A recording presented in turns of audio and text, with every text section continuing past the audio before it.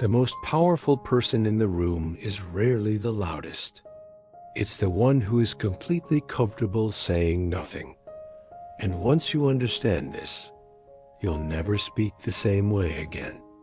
We've been conditioned to believe that influence is a loud, aggressive act, that to be important, you have to keep talking, keep selling, and keep filling every second of airtime with your voice. But look closer. The person with the real gravity, the one everyone is actually watching, is often the person saying the least. They aren't scrambling to be heard. They are waiting. They aren't nervous about the quiet. They are comfortable in it. This is the ultimate subversion of what we've been taught about success. In a world that is addicted to the illusion of noise, we mistake activity for achievement and volume for value. But the truth is, every time you rush to fill a silence, you are likely leaking power. You are showing your hand, revealing your insecurities, and essentially begging for validation.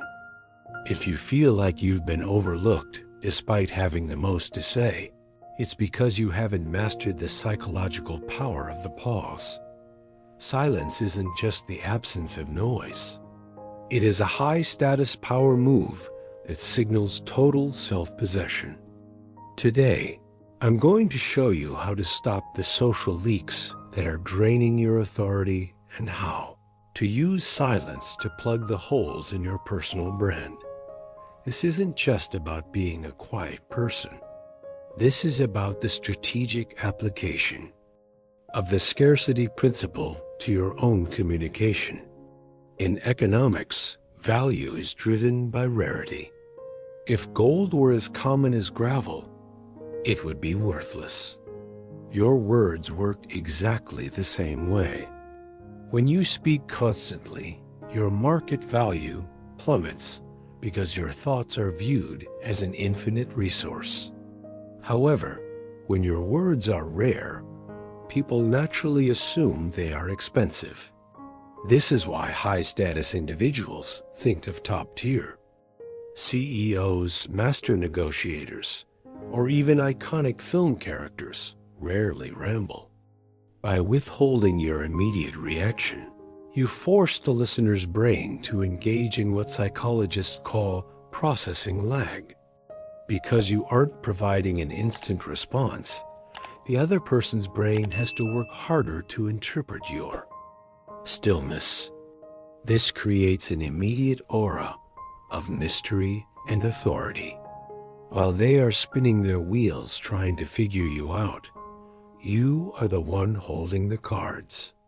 You become the predator in the social jungle, not because you are loud, but because you are unreadable. This concept of vocal scarcity isn't just a modern psychological hack. It's a form of ancient mental fortitude that has been practiced for millennia. In the Eastern tradition, specifically within Krishna's teachings, there is the concept of the Muni, one who observes silence as a path to the highest spiritual realization. But don't mistake this for a passive retreat from the world. In a modern Western context, being a Muni is the ultimate form of Stoic discipline. It's the ability to have a thought and not feel the desperate, twitchy need to express it. It's about internal sovereignty. When you can sit in a room and not speak unless it's absolutely necessary, you are demonstrating a level of self-mastery that most people find intimidating. You are proving that you are not a slave to your impulses. While everyone else is reacting to the environment, you are responding to it. This shift from reacting to responding is where your true power lives. Most people are like open books with pages flying in the wind. A high-status person is a locked vault. You only provide the key to those who have earned it. By the end of this, you'll understand that the pause isn't just a gap in the conversation. It is the moment where you reclaim your status and force the world to lean in to understand why silence is so powerful. We first have to look at why we're so afraid of it. Why is dead air so terrifying to the average person? In any social interaction, there is an invisible pressure, a tension that builds the moment the talking stops. Most people experience this as a physical discomfort, a spike in cortisol that makes them feel like they are failing the social test. To relieve that pressure, they start talking. They offer up unnecessary details. They make self-deprecating jokes, and they provide explanations for things no one even asked about. This is what I call vocal clutter. It is a low-status defense mechanism. When you rush to fill the silence, what you're actually saying to the other person is, I am uncomfortable. I need your approval, and I don't feel worthy of your attention unless I'm entertaining you. It is an admission of social anxiety masking as conversation. We've all been there, the drive home where you replay the night in your head and cringe, wondering why you told that person your entire life story or why you kept rambling after. The point was already made. This habit of oversharing is often a social leak. Think of your personal power like a pressurized tank. Every time you speak out of a need to be liked or a fear of being misunderstood, you are opening a valve and letting that pressure escape. High-status people recognize that their energy is finite. They don't leak, they contain.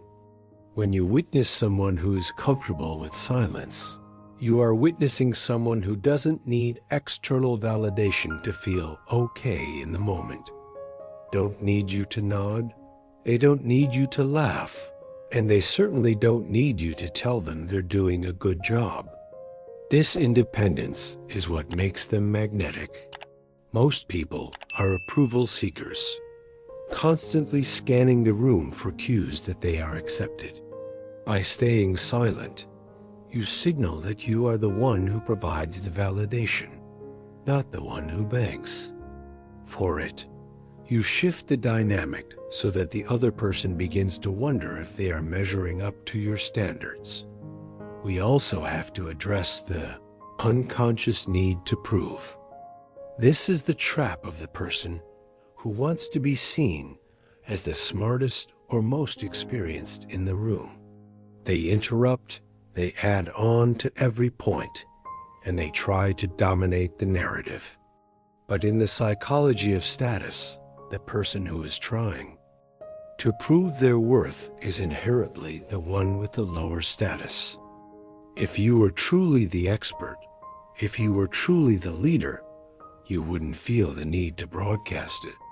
Silence is the ultimate flex of confidence because it says, my value is self-evident. When you stop over-explaining your decisions or your life choices, you stop giving people the ammunition to judge or bargain with you. Every time you explain why you did something, you are giving the other person the power to decide if your why is good enough. When you simply state your position and let the silence hang, you retain the power of the final word. You aren't asking for permission to exist. You are simply existing, and that is a level of psychological dominance that most people can't compete with. Now, let's get tactical. How do you actually implement this in your life without looking like a robot? It starts with the authority interval, otherwise known as the 3-second rule. The next time someone asks you a question, especially a difficult one, do not answer immediately. Count to 3 in your head. This tiny window of time transforms you from a reactive person into a deliberate one. It shows that you are processing, that you are not intimidated by the question, and that your response is worth the wait. It also gives you the chance to observe the other person's reaction to your silence. Often, they will get nervous and keep talking, giving you even more information than you asked for. This leads into the second strategy, weaponizing the awkward. Silence. In negotiations or even casual debates, the first person to speak is usually the one who folds. If you make a request or state a price, stop. Don't justify it. Let the silence do the heavy lifting. Let them be the one to fill the gap. In professional environments, practice strategic minimization. Aim to be the person who speaks 20% of the time but provides 80% of the value. If you're in a meeting, listen to everyone else's insecurities and ideas first. When you finally do speak, summarize what's been said and provide the path forward. Your words will carry 10 times the weight because they aren't lost in a sea of small talk. Beyond your social life, you need to practice a digital and physical silence hour every single day. We live in a world of constant notifications and brain-rot content. If you can't sit in a room alone for 60 minutes without a screen or a voice to distract you, you will never be the master of your own mind. This is your dopamine detox. It builds the mental muscle required to stay calm when the world gets loud. Remember, silence is not emptiness. It is the place where your power lives. The world is loud enough as it is. The most powerful thing you can be is a mystery. People are fascinated by what they can't fully see or understand. By holding back, by choosing your moments, and by mastering the pause, you become a person of depth in a shallow world. I'm challenging you right now to the 7-day silence challenge.